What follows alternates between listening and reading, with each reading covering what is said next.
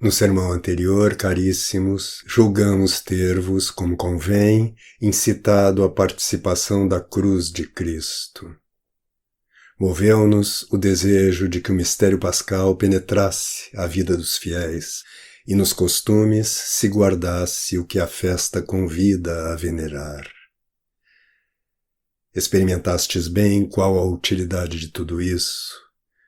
A devoção ensinou-vos quão proveitosos são para a alma e o corpo os jejuns mais prolongados, as preces mais frequentes, as esmolas mais generosas. Quase não se encontra quem não tenha aproveitado desses exercícios e não haja depositado no íntimo de sua consciência alguma coisa que justamente o regozije. Sejam, porém, conservados, com cuidado e perseverança, os resultados obtidos. Cessado o esforço, não se volte à inércia, e a inveja do diabo não roube o que a graça de Deus concedeu. Na observância dos 40 dias, procuramos conformar-nos de algum modo à cruz no tempo da paixão do Senhor. Esforcemo-nos também para sermos participantes da ressurreição de Cristo, e enquanto estivermos neste corpo, passarmos da morte à vida. Em qualquer conversão há um término do que era e um início do que não era. Importa saber para quem se vive ou para quem se morre, porque há morte que é causa de vida, e vida que é causa de morte. Tanto uma como outra realiza-se apenas no tempo que passa, e da qualidade das ações temporais é que dependem as diferentes retribuições na eternidade. Trata-se, pois, de morrer para o diabo e de viver para Deus, de abandonar a iniquidade e de ressurgir para a justiça. Pereça o que é velho, surja a novidade, e tendo dito a verdade, ninguém pode servir a dois senhores, Mateus 6:24, seja Senhor nosso não aquele que impele os que estão de pé à ruína, e sim aquele que eleva os prostrados à glória. Disse o apóstolo, o primeiro homem tirado da terra é terreno, o segundo vem do céu. Qual é o terreno, tais são também os terrenos. Qual o celeste, tais os celestes também. E da mesma maneira que trazemos a imagem do homem terreno, traremos também a imagem do homem celeste. Primeira Epístola aos Coríntios, 15, 47 e 49. Motivo de grande alegria nossa transferência da abjeção terrena à dignidade celeste, pela misericórdia inefável de quem, para nos elevar ao que é seu, desceu ao que é nosso. Assumiu não apenas a substância, mas também a condição da natureza pecadora. Deus impassível permitiu fosse-lhe infligido o que experimenta, infelizmente, a mortalidade humana. No intuito de que uma tristeza prolongada não atormentasse os ânimos dos discípulos, ele abreviou com admirável rapidez o prazo pré-estabelecido de 3 dias. Assim diminuiu um tanto o espaço de tempo, sem nada faltar ao número de dias, pois juntou ao segundo dia inteiro a última parte do primeiro e a primeira parte do terceiro. A ressurreição do Salvador impediu que sua alma se demorasse nos infernos e seu corpo na sepultura. Tão rápida a vivificação da carne incorrupta, mais se assemelhou ao sono do que à morte. A divindade não se apartou de nenhuma de suas partes substanciais da natureza humana que assumiu, e o que separou com poder, pelo poder reuniu. Muitas provas se seguiram, dando autoridade à fé que havia de ser pregada no mundo inteiro.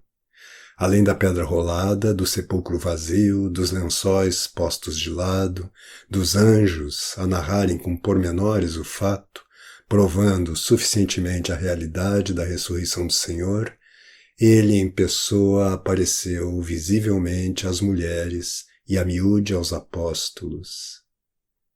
Não só falou com eles, mas também entrou em casa, tomou a refeição, admitiu que o tocassem e apalpassem com cuidado e curiosidade os que ainda eram presa da dúvida.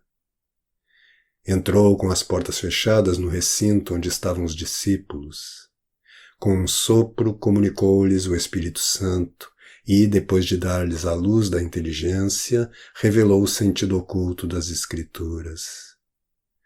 Mostrou ainda a ferida do lado, as chagas dos cravos e todos os sinais da paixão recente. Tiveram de reconhecer que nele as propriedades das naturezas divina e humana permaneciam indivisas. Assim ficamos sabendo que o Verbo não se identifica com a carne e confessamos que o Filho único de Deus é Verbo e carne.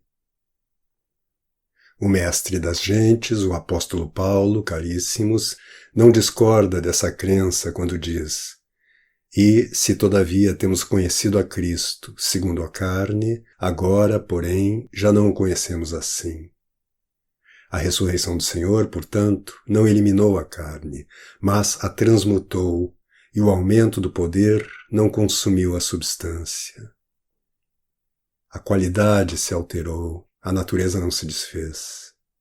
Fez-se impassível o corpo que pôde ser crucificado. Tornou-se imortal ele que pôde morrer. Fez-se incorruptível depois que pôde ser ferido.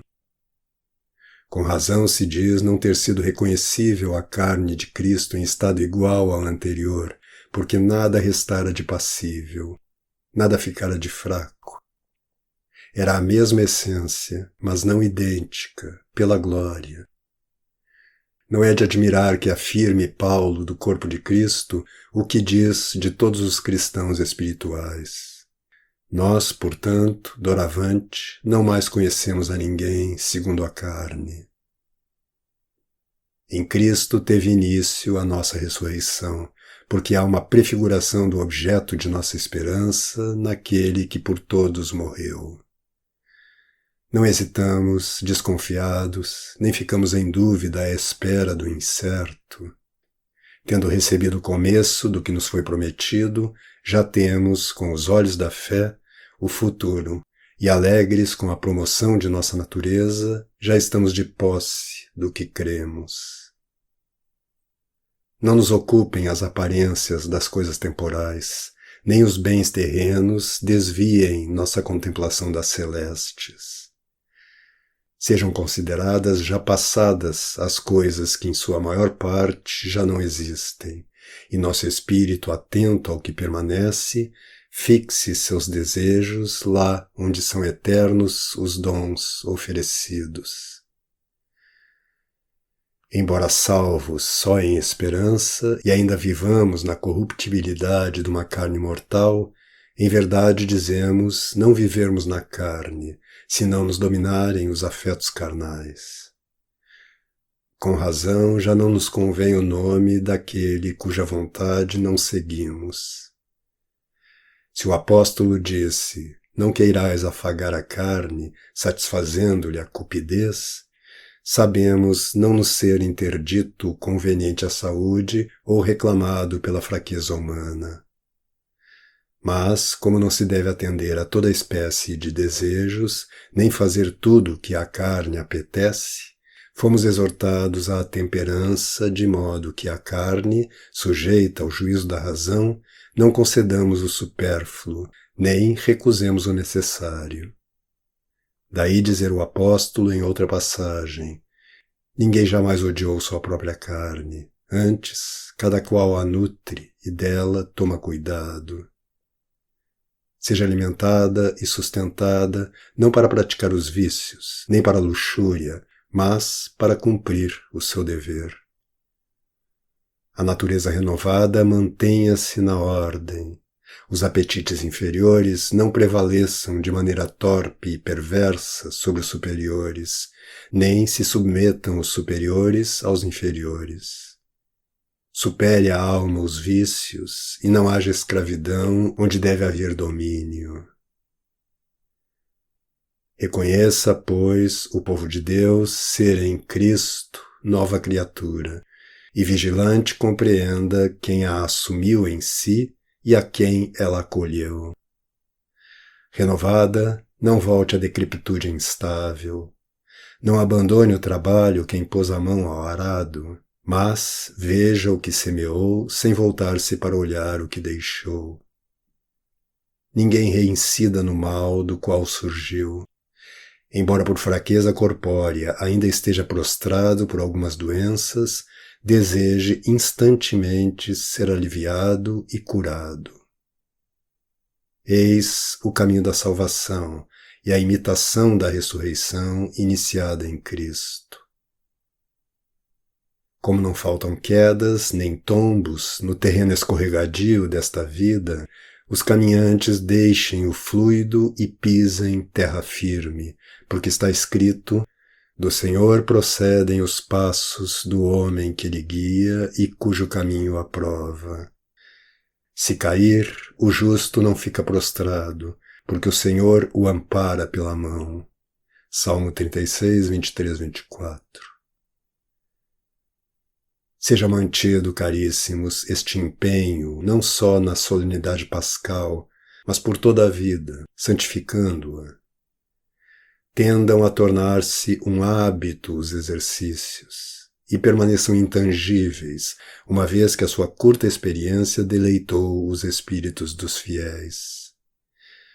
Se alguma falta penetrar sorrateiramente, seja apagada por um imediato arrependimento. E como é difícil e lenta a cura de doenças inveteradas, tanto mais depressa se empreguem os remédios, quanto mais recentes as feridas.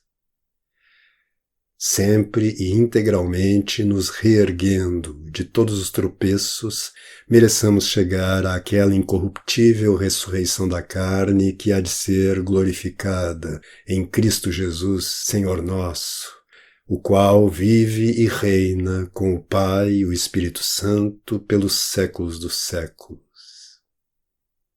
Amém.